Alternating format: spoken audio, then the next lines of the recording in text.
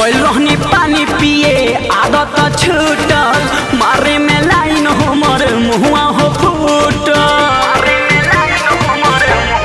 सुना ना गइल रहनी पानी पिए आदत छूटल मारे में लाइन हमर मुहुआ हो फूटल।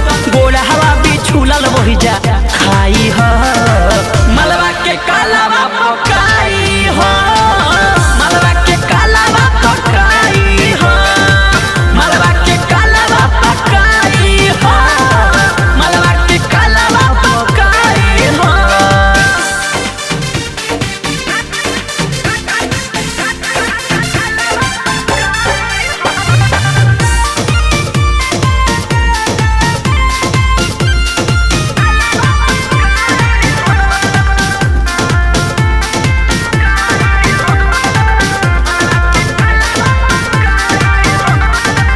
हमर नजर रहे उनके निहारते छत पर अली उत कपड़ा पसारते रे यारबा हमर नजर रहे ओकरे निहारते छत पर अली उत कपड़ा पसारते।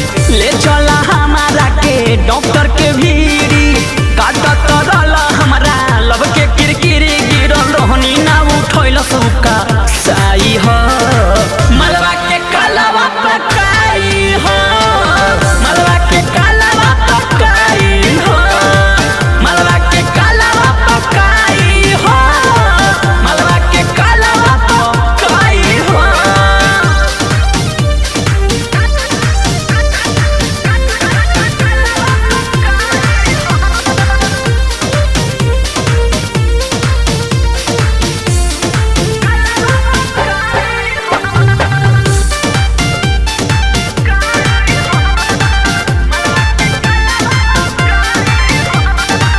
सुनो यारे हमर संजय सजाबी अब नहीं हो खब ओकरा बेताबी अब नहीं हो खब ओकरा सुन हला सुनो यारे हमर सती सजाबी अब नहीं हो खब ओकरा बेताबी।